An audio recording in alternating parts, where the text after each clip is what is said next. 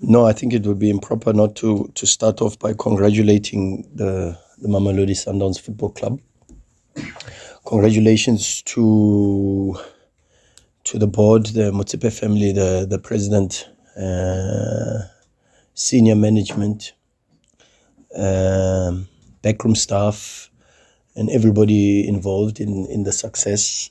These type of achievements, particularly because it's the fifth one in a row, cannot be attributed only to one individual, but a collective, and it shows the collectiveness and the spirit that is within the club. So congratulations to the supporters.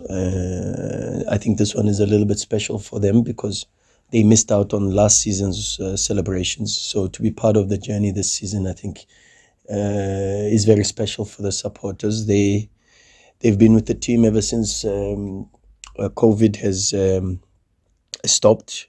Started with the Champions League to come and support, and now with the Nedbank Cup and the league matches, and they've been extraordinary for most parts. And then congratulations to the technical team, the coaches, Coach Steve Kompela, Coach Mangoba Mngiti, Coach Wendell, the support staff, the rest of the technical team, our bios, conditioning coaches, the analysts, our ground staff, kitchen, Sis Aurelia, everybody involved, Graham with logistics and facilities. It's a big club. If I have to mention everybody by name, we'll be here till tomorrow. So I will cover everybody by saying congratulations to every employee and every member, the security, your department, Shoops, and marketing, and everybody involved in supporting the team and the players. And then a special word of congratulations to the players. You run out of superlatives to try to describe them. I mean, what they showed today is exactly a reflection of who they are. Honest, hardworking, and extremely diligent. A pleasure to coach.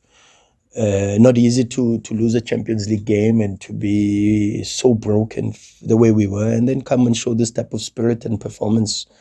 Normally, some teams would crumble after such a setback, but they were strong and they showed good perseverance and this resilience that makes them so special. And congratulations to them. They've had a season that is better than last season already. And we are very proud of them, and I'm sure the Sundowns fans are also very proud of them. But yeah, back to the game. A difficult game against a very good side. Eric Tinkler's sides are always very difficult to beat. They started with a 4-3-3, and was very difficult sometimes to try to always be in control and in charge of the game, not just from an emotional perspective, because we were a little bit shaky.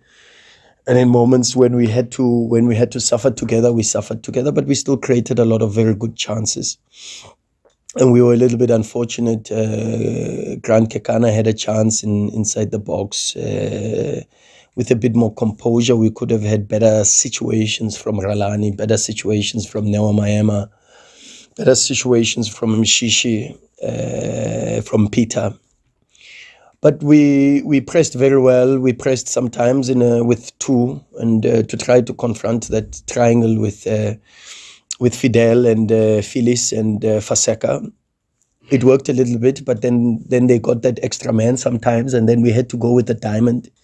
And once we went to the diamond press and we brought a little bit of security around AJ, we stabilized and had a little bit more control, especially closer to their box. And then we created some very good opportunities, but we were just let down by a bit of anxiety. And as I said earlier, that emotional instability that comes in, and then we struggled a bit on the second phase after regaining the ball. But our high press was very good. Even in the second half, when they wanted to pull from the back, we were actually very good on the high press. So a good effort, and maybe unfortunate to come away with only a point. But also credit to Cape Town City. I mean, I think you saw Eric's experience today when they went into a back three, and they brought on Cupido in moments when they were really struggling, and I think more than anything struggling with altitude. And then he had a third centre back to give a bit of security, because there was a lot of mistakes starting to creep in within the defensive line. And when you've got two, you've got very little cover, especially when we had 2 versus 2 on top. And when we brought Peter Shalulile a little bit closer to Tembazwane, then it looked a lot more threatening on transition. But okay, good effort, and we knew we needed a point, but at Sundowns we always play for 3 points. So, yeah.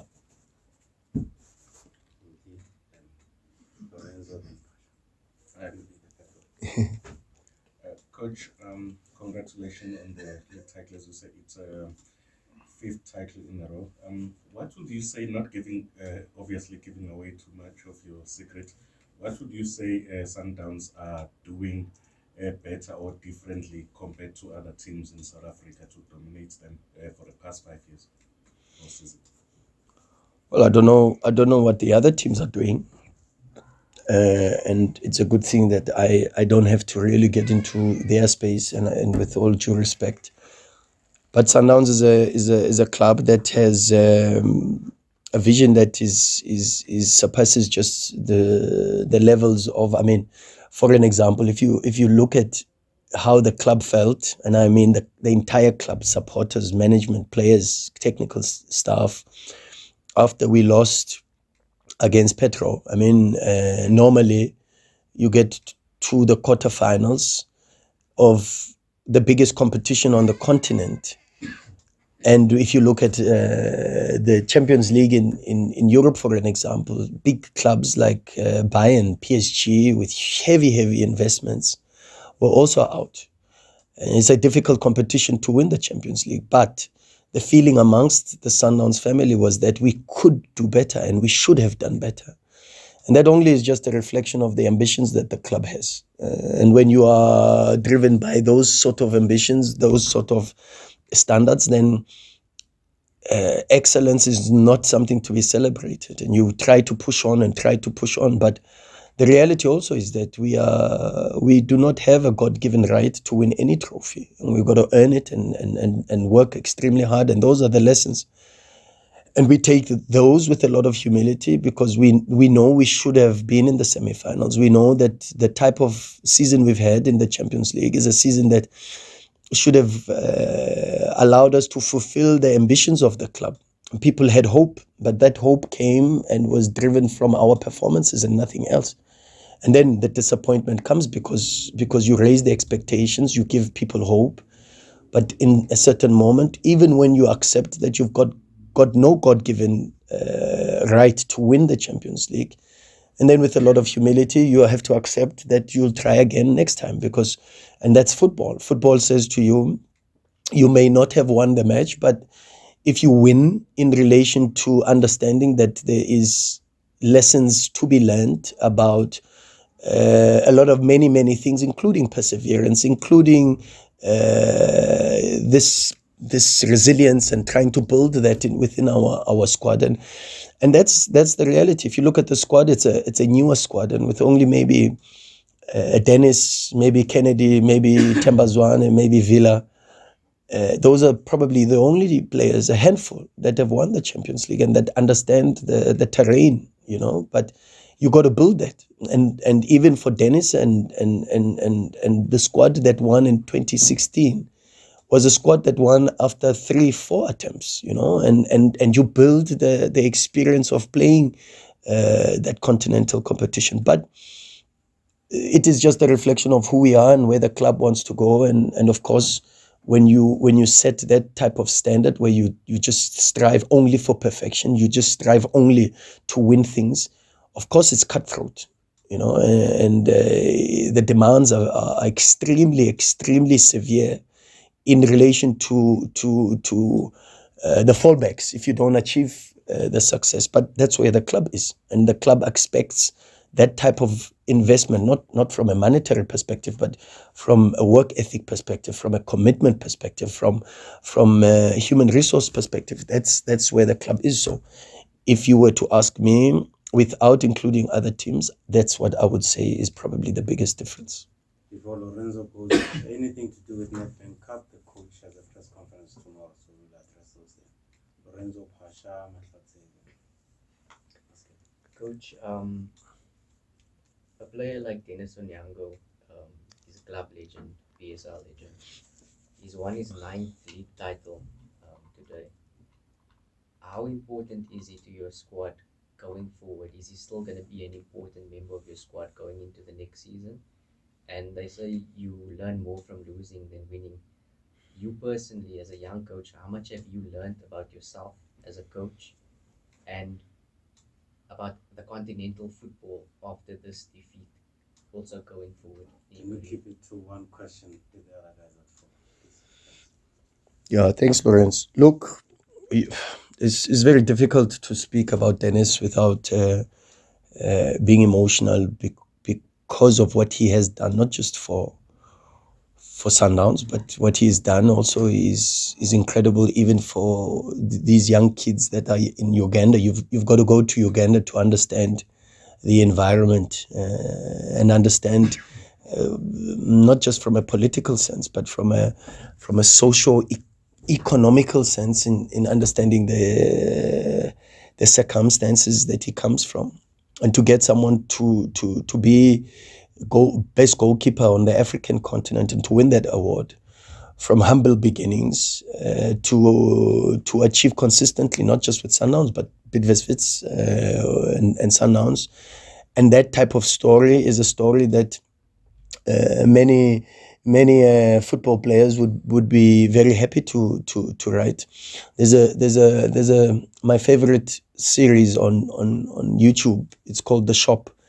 And you see all these legends, they speak about how they've made it and their stories and their journeys, and they bring different musicians and artists and people in the entertainment industry. And maybe one day we will get to that type of space where even our own people are celebrated. But moreover, I think what's also important is that they get to share their experiences and get to share the secrets to their success.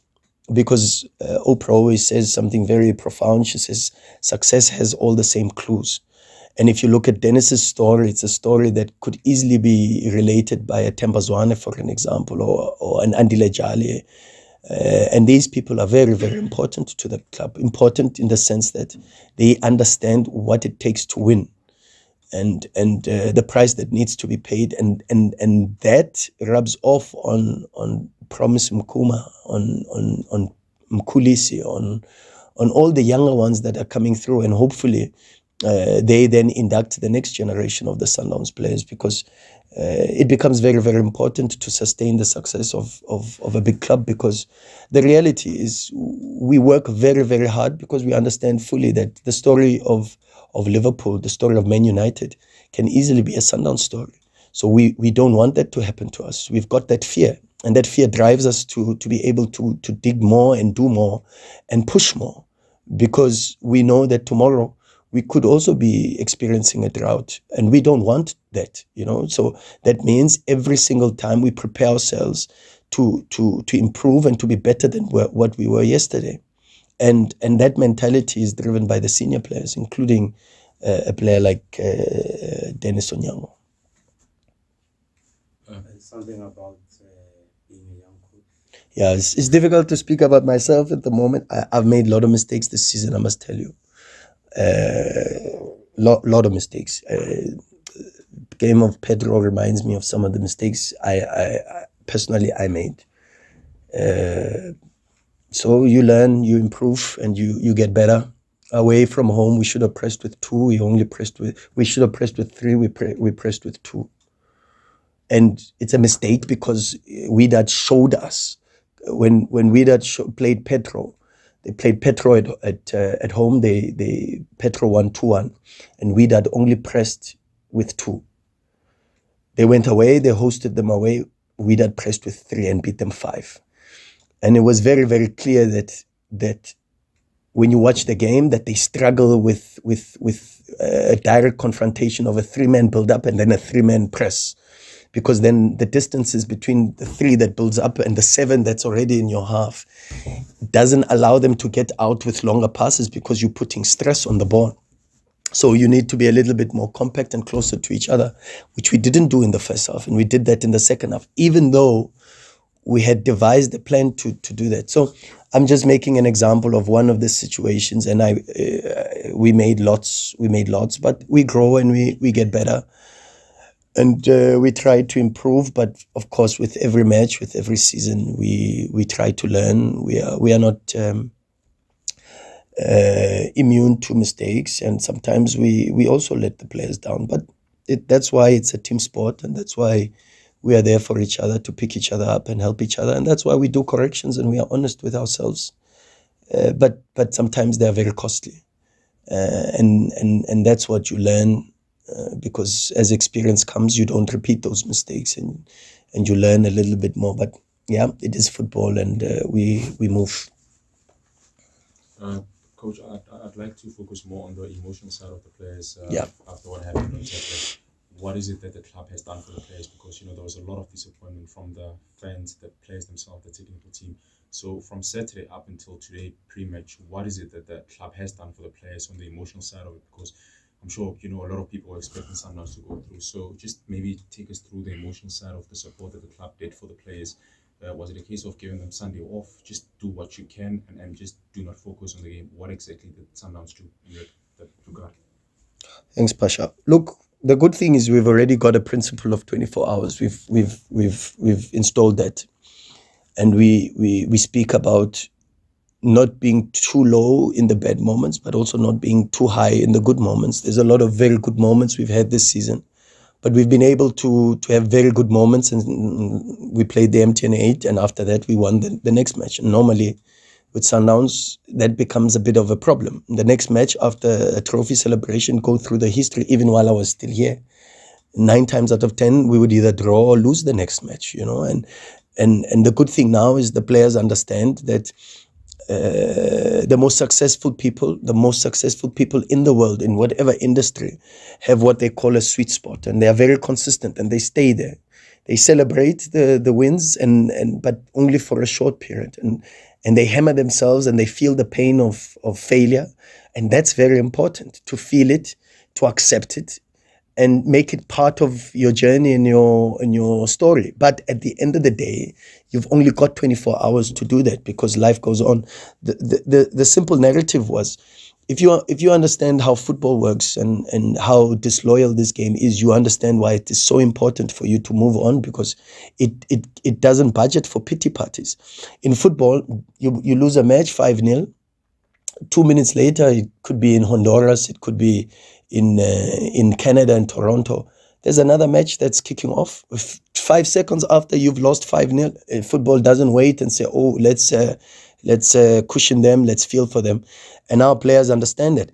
The reality is we did not have to do much, except just give them a day off the next day, which is still part of the principles of recovery and regeneration. So it's not a big change.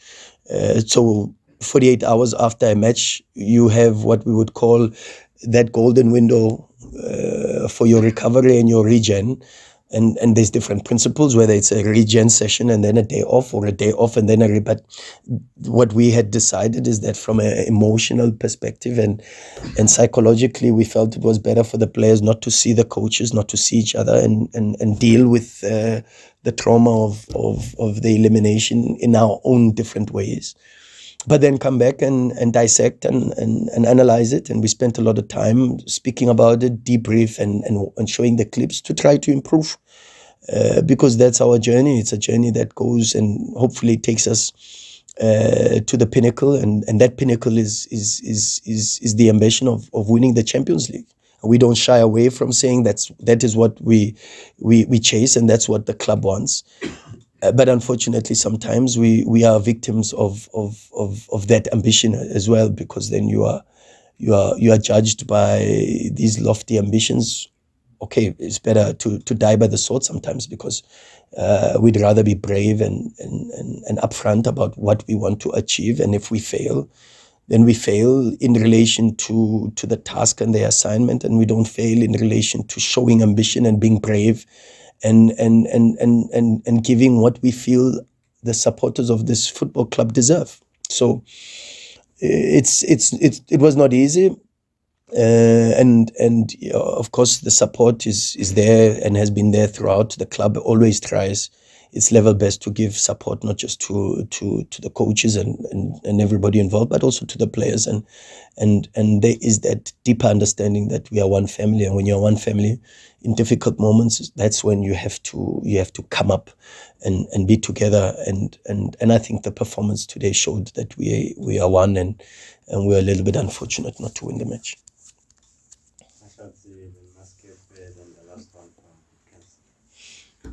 Coach, just how difficult or easy was this championship? And whatever answer you have, why? No championship is ever easy. It's difficult clubs. It's good clubs. Everybody plays with respect and to try to help themselves. What has helped us is we were very consistent, but also the experience of our players, the togetherness from our players, and even the ability to stay together, even in good moments. Sometimes we speak about staying together in the bad moments, but it's also very easy to get separated and have what you would call an animal farm, even in good moments. And that's what this group has done. They've shown love to one another, a sense of brotherhood. They've stayed together in the good moments. So you can never speak about a championship being easy. And maybe sometimes even for our own supporters, maybe sometimes when you win 4 in a row and then you win the 5th one, sometimes you take it for granted how much effort goes into being consistent for 60 matches in a season. That's very, very difficult. Champions League, MTN8, Nedbank, you can get away with 1 or 2 bad performances and you need a bit of luck to see you through. But definitely not in a league title. In a league title, the best team normally 9 times out of 10 wins. I think as a follow-up to that, because you are saying that you are overcritical of yourselves, even if it's 3, 4 titles. But when we are looking from the outside, and when you look at what's happening in Germany, when you're looking at what's happening in France, that's a total farmer's league, no disrespect. Does it even take out the motivation out of you? Because it just looks like at the beginning, it is one. And as a second one, just not to come back, my apologies. You can come back after Kansas. Okay, all right. No, if that's the case, then that's fine. But are we having a farmer's league situation here? Well, the question is not relevant to us because the reality is to use your term, and I don't want to say it comes from me because No, of course, it's to not have that type of situation. In fact, I'm safer if I say that. To not have that type of situation, you need strong rivals, and maybe the reality is if you look at the stories that you've mentioned for Bayern, for an example, and how they win their titles, you look at PSG and then they go into that sort of level and the Champions League, and maybe the stimulation is not there. And of course, I think every time Bayern have done very well is when they've had very strong rivals in the domestic league. And Dortmund has in certain moments given them a good run for their money. PSG got to the final in the one season when Lille was stronger than them, and they had strong rivals, which allowed them to focus on not just building a team, but building a team based on perfection and very, very high standards. And of course, then that responsibility to make sure that there's stronger rivals in the league, unfortunately, is not our responsibility. Do you have that here, though? Strong rivals? Well, I think we have potential to have strong rivals. I think there are some of the teams on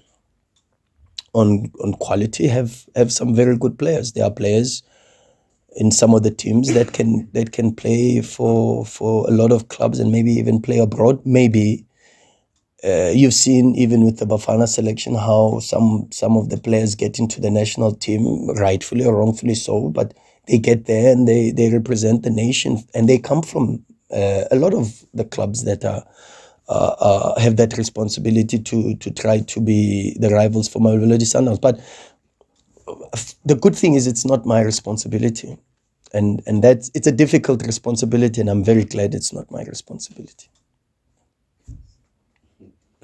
Coach, out of a squad of 35 players, you have 23 goal scorers. And out of the eight players who didn't score, it's 4 goalkeepers. And Bulemaraisan hasn't made his debut. Keeper didn't play this season. Savera just got here.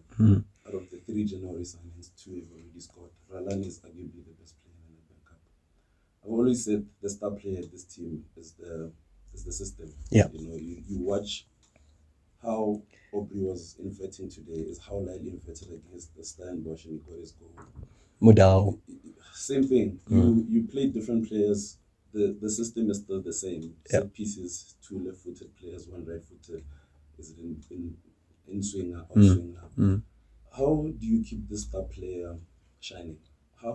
Where do you improve this star player for next season? Yeah, well, it's a good question. Look, from the beginning, we spoke about training for the group and not training for the team. And that becomes very important. And then we spoke about having to probably move 4 or 5 years ahead of where we feel, and we could be wrong because that's what we feel, 4 or 5 years ahead where football is going to go. Where in a certain moment now you go not towards a place where you talk about game model, not to a place where you talk about philosophy, but you talk more about what we call tactical culture. And tactical culture moves you into a space where you create automized scenarios. The way we play is the same, but we've got a culture of saying when we press in relation to the opposition, and then we study the opposition, but we still high press. We build up as part of the global way of how we want to see football being represented for this club. But the reality is certain positions that certain players take up are in relation to what we see from the opponent. And that's where football is going. Football is going into keeping what you would call your fundamentals, your principles, and then adapting what we call from a tactical perspective, sub-principles and sub-principles. Those are the ones that change in relation to not just the quality of the opposition, but also in relation to what the opposition does in certain moments of these schemes that we want to find on the pitch. So the most important for us has been trying to also evolve what we've done. So for an example, not a lot is being said about how we moved from 4-3-3 to 4-4-2. And even when we moved to 4-4-2, why we did not play 2 strikers and we played 2 false nines instead. And then we did what we call our hidden strikers were on the sides. Not and unfortunately, until we get to that level in South Africa, where we dissect really in detail tactics, maybe the game doesn't move and accelerate to that level as much as it can, because in a lot of football-rich countries, after a season, you'd have a technical study group that comes up with a technical report. And some of the detail that comes out are details that assist even the national teams within those countries, because the big clubs in all football-mad countries have a responsibility to drive not just the identity of the nation, but also to drive the success of that nation. Spain, you speak Real Madrid, Barca. Holland, you speak Ajax, PSV with Roger Schmidt. And you can go on to Germany, Dortmund, Bayern. The big clubs have that responsibility. And in a way, Sundowns makes its own humble contribution to that. But because it's not highlighted and because it's not taken out into a space where it is dissected, studied, and maybe used and evolved and made even better, by different coaches with different ideas who can look at something and say, wow, okay, this works, but maybe if we tweak it here and tweak it there, it could be even better. So some of the things we've done this season, we might not do next season. Last season, we could not play 4-4-2 because we didn't have a left-footed winger. And we went into the market aggressively to find a left-footed winger. And the local market gave us Neo Maema because we knew that based on what happened last season, 9 times out of 10, even when you high press as Sundowns, you win the ball and you've got one outlet. But in the modern game, you go to most of these big clubs now. It's to defend even in a 4-4-2. Because what it does then do is that even once after regaining, whether it's one of the strikers that regains, or maybe your midfielders, or maybe one of the wingers that's inverted and created a very narrow diamond in a sense, then you've got outlets and possibilities to arrive immediately in the opposition box with 2 focal point strikers inside the opposition. And mind you, while the opposition still has a build-up structure, so wide center backs, high full backs, and that's the norm. So imagine now when you plant possibilities to arrive into those areas with 2 instead of 1. And that's why we've created so many goals. You can go Champions League this season and try to see how many goals we've scored. In the league, how many goals we've scored, just merely from a high press. But maybe next season we don't press as high, and maybe we go into zone 2. I don't know what crazy ideas we might come up with in the off-season. But we've had to change some of the things, and some of the things that we thought maybe would not work this season, maybe they work next season. This season, the single pivot was not working for us. It was fantastic for us last season, but we had to go with a 2-man midfield this season. But a lot of these evolutions, ideas, unfortunately, need to be shared and maybe taken as the base. Not necessarily to use exactly what we do, but maybe as the base to try and evolve and try to assist the football in this country. And we can only do so much from our side. But the only way to improve it is to work even harder, to improve ourselves as the coaches, to study the game even more, to anticipate where the game is going. The game is changing so much, even in the smallest of things. Now with penalties, you watch Chelsea, Liverpool, Man City. The one that takes the penalty is not involved in the brawl and the scuffles. And sometimes you've got a Henderson or a Milner protecting the penalty taker, and they take the ball and everybody fights. It's the same with Chelsea. They do this. And so I'm talking small details. And you watch even throw-ins now, how important they've become.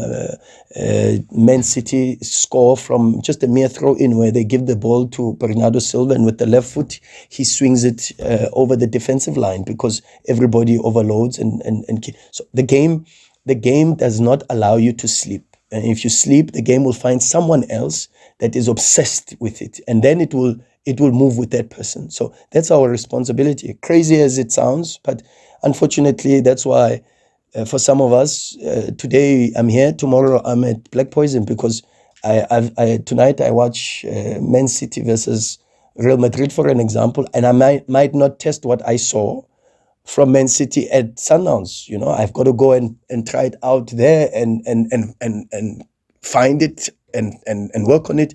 And then once I'm satisfied, I bring it here, and people say, this one obsessed, crazy. But that is football. Unfortunately, is in that space. Football is in the space of it doesn't care about your emotions. Football doesn't care about you love it or you don't love it. Football says, are you obsessed? And if you're obsessed, it goes with you. If you're not obsessed, it finds someone else that is obsessed, and it rides their momentum, it rides their wave, and that's what we've got to do. We've got to remain relentlessly obsessed with the game and try to improve. And as you said, you see our set pieces, you see our build-up schemes. I mean, I don't know how many build-up schemes we have. I don't know how many ways of pressing we have. We press inside, we press outside, we press for the left foot, we press for the right foot. We press in the midfield, you know, we press in the wide areas. We've got so many things. We build up with AJ on the overlap with the goalkeeper. We build up with 2 centre-backs sometimes. We build up with a 3 and a 2. We build up with nothing at all sometimes, and we push the opposition away if we feel we are not safe. But so anyway, I don't want to talk too much about all these things. But anyway, there is no secrets in football, to be honest. At the end of the day, we can talk for days. I think if I was to follow up on this question, which I wanted to still be here for another 30 minutes, yeah, it would be nice. Sorry, the players are waiting. The other one for me, coach, is Peter Shalulile. Yeah. He's on, I think, 21 goals. Yeah. 4 away from the record. You've won the league. Is there going to be a bit of a concerted effort to help him get to 25? And even if that's not Shalulile, what's there to play for now for Sundowns? Well, there's 4 games to play, and 4 important games to play. Four games to win. Since we've been here, there's been no dead rubbers. We were in the Champions League last season. We were qualified with 2 games to go. We played the best team. We qualified this season Champions League with 3 games to go. 3 games we were already on 9 points, and then we got to 10, and everyone says dead rubber. No dead rubber. We play to win, and we could easily have gone to Sudan knowing we had qualified after the red card with Onyango and said, okay, park the bus, don't play to win. We played to win. So the players understand that it's a culture, and culture is very important to drive even in moments of comfort. You try to create discomfort within the squad. So we go again. We play for the 4 games to try and get as many points as we possibly can.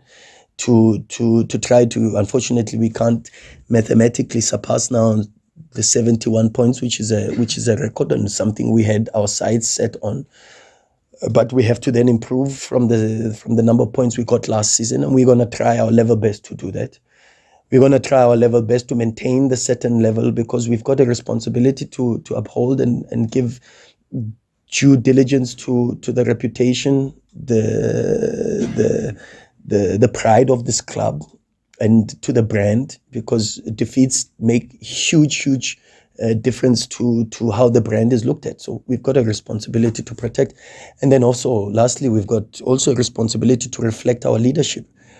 We are led by the Motsipe family, which is a family that governs itself and prides itself on excellence, on very high standards. And therefore, I can assure you now that there's absolutely no space for complacency. If the players are celebrating and thinking we go to Royal AM on Sunday in a party mood, we have serious trouble. And I doubt that's going to happen. On that Shalulile one, coach? Shalulile is... Try to help him get to 25? Yeah, but it's very difficult. The season went. One of the reasons why we went 4-4-2, and with this crazy 4-4-2 with Peter wide right, wide left sometimes, is because he was struggling to score. And we tried to find a system that probably could help him a bit more and ease the tension. One of the reasons why we decided to put him on the side was because then he has very little responsibility on and ever since he's gone there, Peter has had less offsides ever since. And one of the biggest things we found was they were just, because he was so fast, that centre-backs would make 1 or 2 movements before we would deliver the ball to Peter. And then he would be caught offside. But with him coming from the sides now, all he has to do is he has to look at the linesman, the assistant referee, and he has to look at the last defender. And that made his timing of his movements a lot easier. A small Anyana tweak helped him to, and after that he started scoring goals again after 4 or 5 games without a goal, and a hat-trick on 2 matches. But this is, in some moments, it works and we look like geniuses, but when it doesn't work, you know the story. Like I came in and you were saying the same line. So when it doesn't work, you know the story. The headlines come up, but that's why we try to do, and we don't do it only for Peter. We try to do it for Mshishi. We try to do it for Andile Jali. We try to do it for Aubrey Mudiba, for Lyle, for Mudao, for Tapelo. We try to find the best way to put together the quality of the players in a way that will benefit the team and not only just the individuals. And that's our perspective. Thank you, coach. Thank you, guys. Thank you so much. And congratulations to the Masandawanas in the house. Thank you, guys. Thank you so much. Good evening. Thank you, Osman. Thanks, I got it. I mean, 40 minutes. 40 minutes. Thank you. Oh, No, it's fine. Let's go, Chief. Yes, that's